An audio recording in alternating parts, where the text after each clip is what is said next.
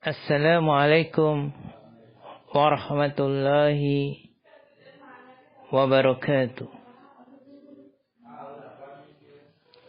Alhamdulillah wassalatu wassalamu ala Rasulillah wa ala alihi wa ashabihi ajmain.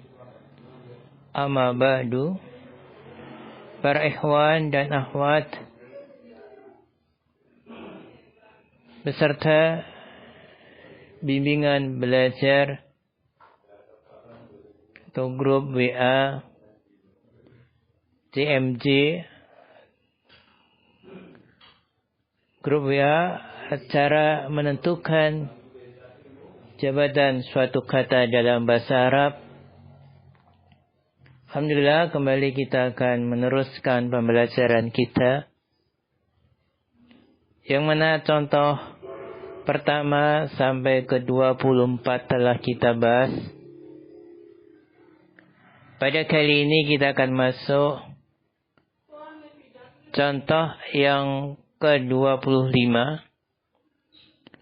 Dan insyaallah ta'ala akan kita bahas contoh ke-25 sampai ke-28. Nah, contoh ke-25 berbunyi, Hadzal mudiru nasyitun. Hadzal mudiru nasyitun. Kepala sekolah ini rajin. Hadza di sini jabatan atau kedudukannya sebagai mubtada. Karena dia isim makrifat yang terletak di awal kalimat. Kemudian berkaitan dengan harokat dan disukun huruf terakhirnya, karena hadza merupakan isim mabni, isim yang harokatnya tetap atau tidak bisa mengalami perubahan, sehingga walaupun sebagai mubtada, harokat huruf terakhirnya tetap disukun. Hadzal mudiru nasyidun. Nah, sekarang al-mudiru. Al-mudiru sebagai badal. Karena dia adalah isim yang didahului alif lam dan jatuh setelah isim isyarah. Nah, jadi jabatan atau kedudukan sebagai badal. Dan di dhamma harokat huruf terakhirnya, ini harokatnya di dhamma harokat huruf terakhirnya, karena sebagai badal pengganti dari isim sebelumnya, yaitu hadza. Dan isim sebelumnya atau hadza sebagai mubtada. Mubtada itu marfu, maka badalnya juga marfu.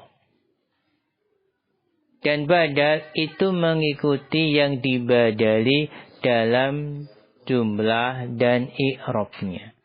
Dalam jenis, jumlah, dan i'rabnya.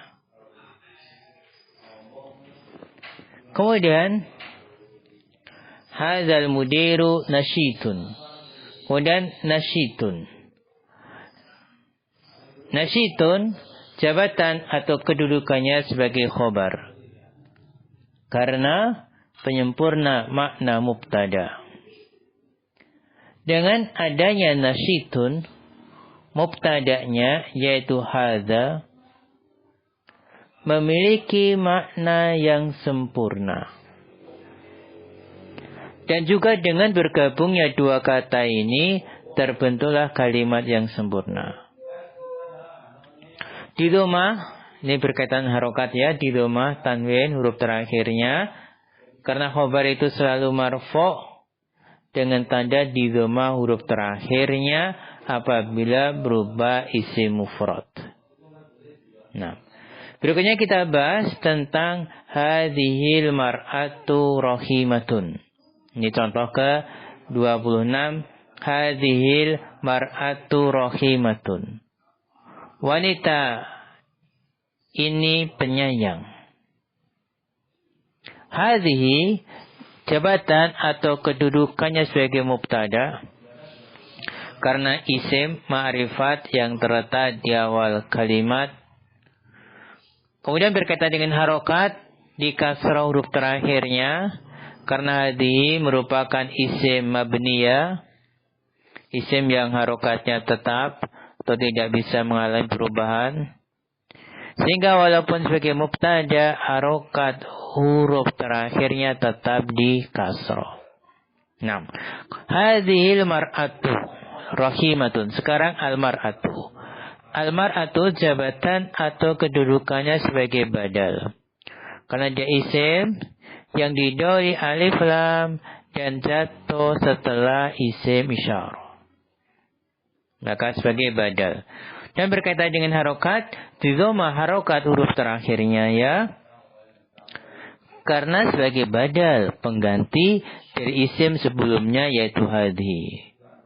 Dan isim sebelumnya hadhi itu sebagai mubtada. Mubtada itu marfu. Maka badalnya juga marfu.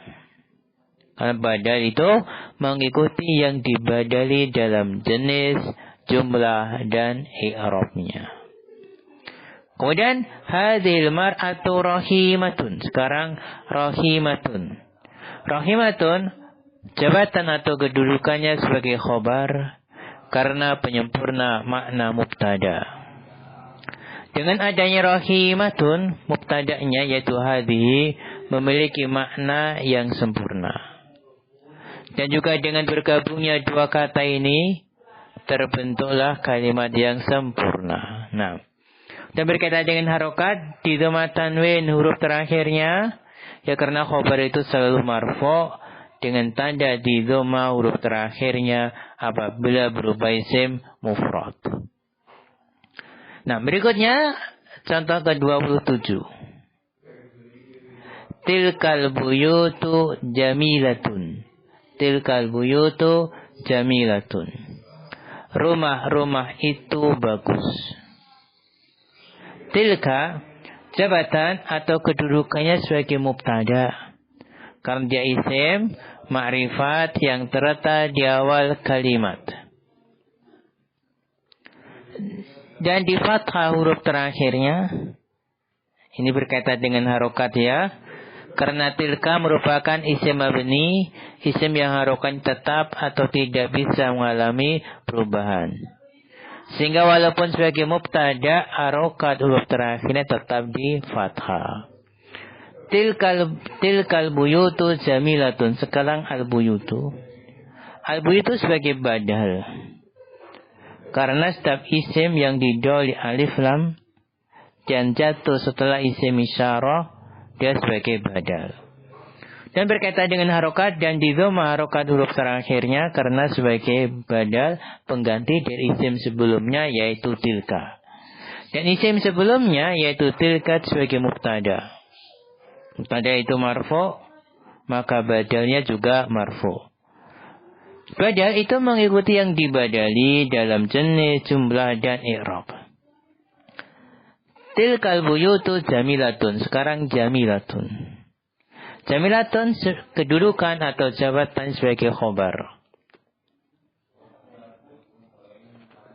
Karena penyempurna makna mubtada. Nah, kemudian harokatnya dengan adanya jamilatun, mubtada'nya tilka memiliki makna yang sempurna. Dan juga dengan bergabungnya dua kata ini terbentuklah kalimat yang sempurna. Berkaitan dengan harokat, maka di dhamma tanwin huruf terakhirnya kan sebagai khobar. Khobar itu selalu marfu dengan tanda di dhamma huruf terakhirnya apabila berupa isim mufrad. Dan contoh ke-28, haula'il muslimuna salihuna. Para muslimin itu soleh-soleh. Haula ini jabatan atau kedudukannya sebagai mubtada. Karena dia isim ma'rifat yang terletak di awal kalimat. Dan berkaitan dengan harokat yang dikasroh huruf terakhirnya, karena haula merupakan isim mabni, isim yang harokatnya tetap atau tidak bisa mengalami perubahan.